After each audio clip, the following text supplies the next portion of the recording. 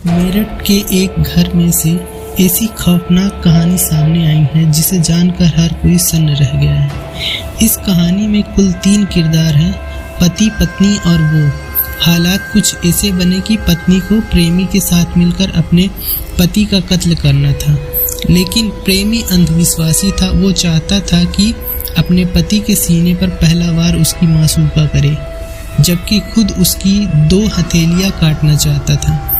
कत्ल की इस खौफनाक कहानी में एक मुर्दा माँ भी है, जिससे पत्नी का प्रेमी बातें भी किया करता था। ये कहानी आपको बेहद हैरान कर देगी।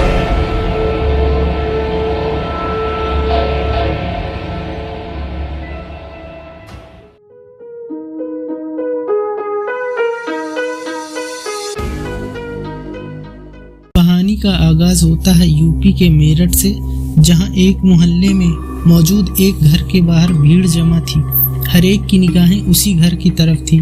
थोड़ी देर बाद वहां पुलिस पहुंचती है। पुलिस के बाद फॉरेंसिक टीम घर में दाखिल होती है।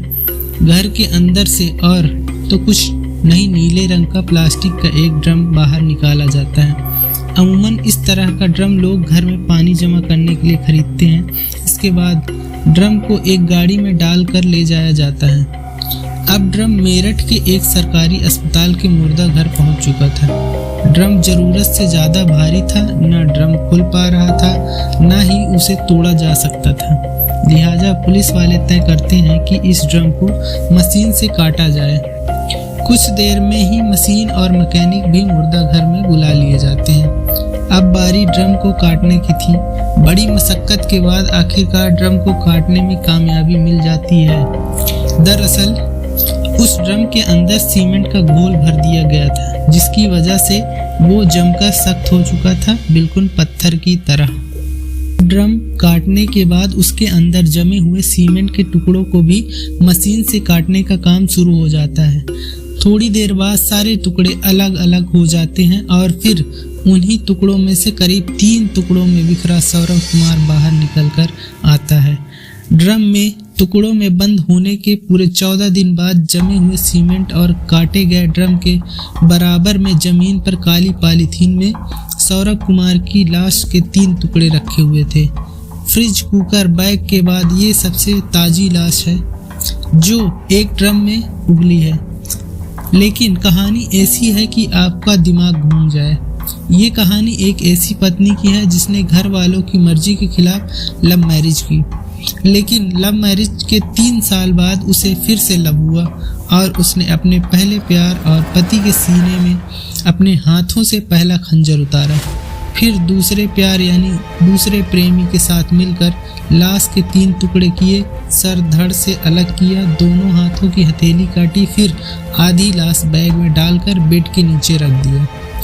प्रेमी अब अपने घर चला जाता है, लेकिन जाते जाते वो सर और दोनों हथेलियां एक दूसरे बैग में रखकर अपने साथ अपने घर ले गया।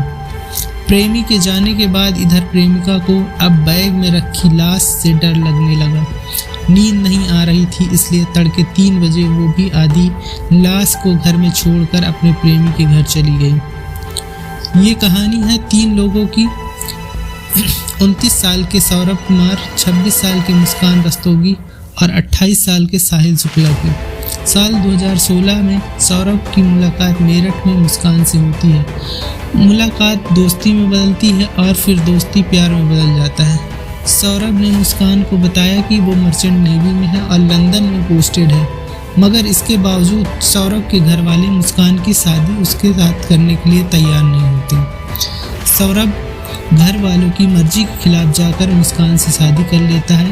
शादी के बाद वो 6 महीने के लिए लंदन चला जाता है, मगर बाद में पता चलता है कि सौरभ मर्चेंट नेवी में नहीं बल्कि लंदन की किसी बेकरी में काम करता है। उसकी हालत भी उतनी अच्छी नहीं है।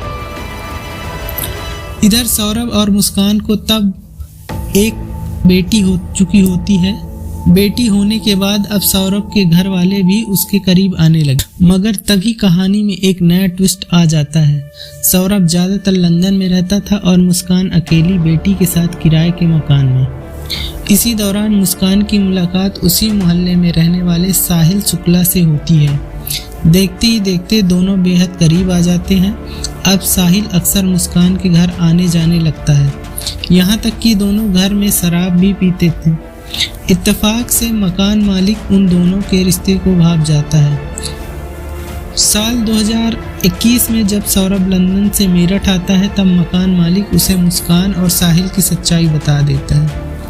इस बीच दोनों के बीच कुछ चैट भी सौरभ की नज़र में आ जाते हैं।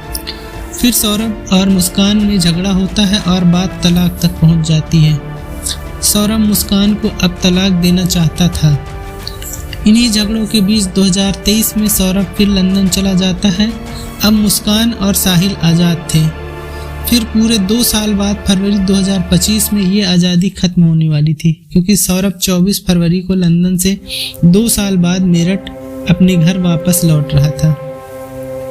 25 फरवरी को मुस्कान का बर्थडे था। वो उसका बर्थडे मनाने के लिए ही आ रहा था, लेकिन इधर मुस्कान और कुछ ही प्लान करके बैठी थी। उसका इरादा ठीक बर्थडे वाले दिन यानी 25 फरवरी को ही सौरभ को मार डालने का था, मगर ऐसा हो न सका। 25 फरवरी वाली प्लानिंग फेल हो गई और सौरभ बच गया, मगर मुस्कान और साहिल अपनी अगली प्लानिंग में जुट गए। मुस्कान की बेटी का एग्ज़ाम चल रहा था। 3 मार्च को एग्ज़ाम खत्म होते ही मुस्कान ने अपनी बेटी को अपनी माँ के घर भेज दिया और 3 मार्च का दिन सौरभ के कत्ल के लिए चुना गया। उस दिन रात को जैसे ही सौरभ अपने कमरे में सोने गया, मुस्कान ने साहिल को बुला लिया। इसके बाद पहले मुस्कान ने सौरभ के सीने पर तेज धार वाले खंजर से वार किया, फिर साहिल चाकू लेकर सौरभ पर टूट पड़ा। सौरभ पूरी ताकत से लड़ने की कोशिश कर रहा था, लेकिन वो हार गया। मुस्कान उसकी मौत का तमाशा देखती रही। कुछ ही मिनटों में सौरभ की सांसें थम चुकी थीं। कत्ल के बाद अब लाश ठिकाने लगाने की बारी थी, तो उसकी प्लानिंग भी पहले से हो चुकी थी। इसके बाद साहिल और मुस्कान ने मिलकर एक प्लास्टिक का बड़ा ड्रम खरीदा। फिर उन दोनों ने बाथरूम में जाकर सौरभ की लाश के टुकड़े किए और उस बड़े ड्रम में भर कर फिर उसे सीमेंट का घोल भर दिया, यानी वो ड्रम सौरभ की ठोस कब्र बन चुका था। इसके बाद वो दोनों साहिल के घर जाकर आराम से सो गए। फिर 4 मार्च की सुबह लाश वाला ड्रम कमरे में रखकर अब मुस्कान साहिल के साथ हिमाचल की वादियों में घूमने जाने का प्लान करने लगे। 4 मार्च की शाम को ही दोनों एक कैब बुक करते हैं और शिमला, मनाली और कसौल घूमने निकल जाते हैं। उस वक्त मुस्कान अपने साथ कुल 84,000 लेकर निकली थी। 14 दिन बाद जब पैसे खत्म हो गए तो दोनों वापस मेरठ आने का फैसला किया। हालांकि एक दूसरी कहानी ये भी है कि पैसा खत्म होने के बाद मुस्कान सौरभ के अकाउंट से पैसे निकालना चाहती थी। पैसे निकले नहीं तो उसने अपनी माँ को फ़ोन किया। माँ ने कहा, जब सौरभ तुम्हारे साथ ही घूमने गया है तो पैसे की क्या ज़रूरत। इस पर मुस्कान अपनी माँ को बताती है कि उसने सौरभ को मार डाला। तब उसकी माँ पहली बार पुलिस को यह सच्चाई बताती है। इसी के बाद 18 मार्च को पुलिस मुस्कान के घर पहुंचती है और फिर नीले रंग के इस ड्रम को सौरभ की सच्चाई बाहर आती है। ये तो थी कत्ल की कहानी, पर कत्ल की इस कहानी से कहीं ज़्यादा सनसनीखेज कत्ल की प्लानिंग और मुस्कान साहिल के इश्क की दास्तान है। तो पहले इश्क की कहानी। मुस्कान की बेटी प्ले स्कूल में पढ़ती थी। बेटी को स्कूल लाने ले जाने के दौरान मुस्कान की मुलाकात साहिल से हुई। सौरभ चूँकि ज़्यादातर बाहर रहता था और मुस्कान अकेली, तो जल्दी ही दोनों प्यार में पड़ गए। घर में कोई था नहीं तो दोनों जब तब घर पे ही मिल लेते थे। साहिल शुक्ला अंधविश्वासी था। उसकी माँ नहीं थी, मगर उसने अपनी माँ के नाम पर स्नैपचैट पर एक अकाउंट खोल रखा था। उसे लगता था कि उसकी मुर्दा माँ उससे बातें करती थी। ये बात मुस्कान को भी पता थी। मुस्कान ने अपने भाई के मोबाइल नंबर पर एक अकाउंट खोला। उसी नंबर के जरिए वो साहिल को उसकी माँ बनकर मैसेज करती थी कि मुस्कान अच्छी लड़की है, तू उसके साथ खुश रहेगा। इस वजह से साहिल मुस्कान से और ज़्यादा प्यार करने लगा था। शायद माँ वाली बात और अंधविश्वास का ही असर था कि वो मुस्कान से शादी करना चाहता था और इसके लिए वो सौरभ को रास्ते से हटाना चाहता था। इतना ही नहीं, इसी अंधविश्वास के चक्कर में वो मुस्कान को ये भी कहता था कि सौरभ का वध वही करेगी। मुस्कान भी अब सौरभ से पीछा छुड़ाना चाहती थी। इसी के बाद दोनों ने पिछले साल नवंबर में ही तय कर लिया था कि इस बार सौरभ के मेरठ आते ही उसे मार डालेंगे और नवंबर से ही कत्ल की प्लानिंग शुरू हो गई थी। सबसे पहले दोनों ने इस बात की प्लानिंग की कि कत्ल के बाद लाश का क्या करेंगे। आखिर में तय किया गया कि लाश को जमीन में गाड़ देंगे, पर कैसे ये उन्हें पता नहीं था। इसके लिए अब दोस्तों से पूछताछ करने लगे थे, मगर दूसरी तरफ से जब लाश दफनाने वाला आइडिया काम नहीं आया तब उन्होंने 2 और आइडियाज़ पर काम किया। पहला, लाश के टुकड़े पर बैग में रखकर कहीं फेंक आएंगे या फिर उसे ड्रम में डालकर सीमेंट के घोल में उसे बंद कर देंगे। ड्रम वाला आइडिया साहिल का था। 25 फरवरी को मुस्कान का जन्मदिन आता है, लिहाजा सौरभ ने 24 फरवरी को लंदन से मेरठ लौटने का प्लान बनाया।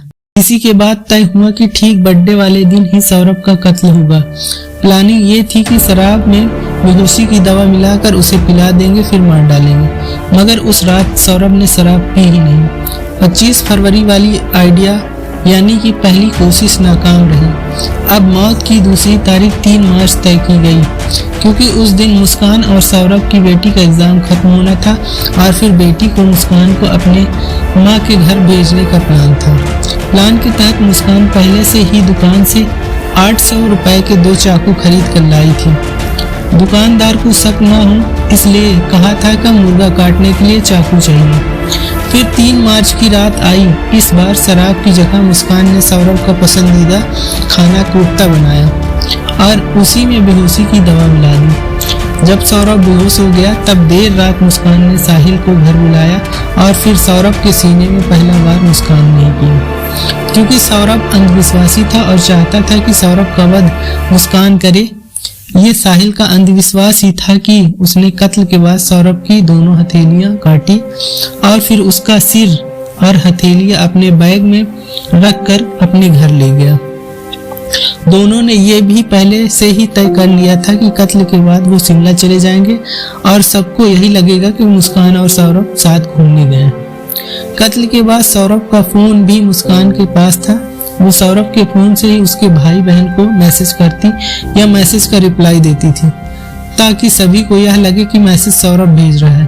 पर किस्मत का खेल कहिए या फरेब, बकौल मेरठ पुलिस मुस्कान सौरभ का कत्ल तो करना चाहती थी, पर वो साहिल से शादी नहीं करना चाहती थी और साहिल ये सब कुछ मुस्कान से शादी करने के लिए कर रहा था। यानी कहानी का क्लाइमेक्स ऐसा नहीं होता तो पता नहीं मुस्कान पार्ट 3 भी बन सकता था। इसी तरह के और इन्फॉर्मेटिव वीडियो के लिए चैनल को सब्सक्राइब कर लीजिए और साथ में बेल आइकॉन को दबाएं, ताकि समय समय पे आपको जरूरी वीडियो मिलती रहे।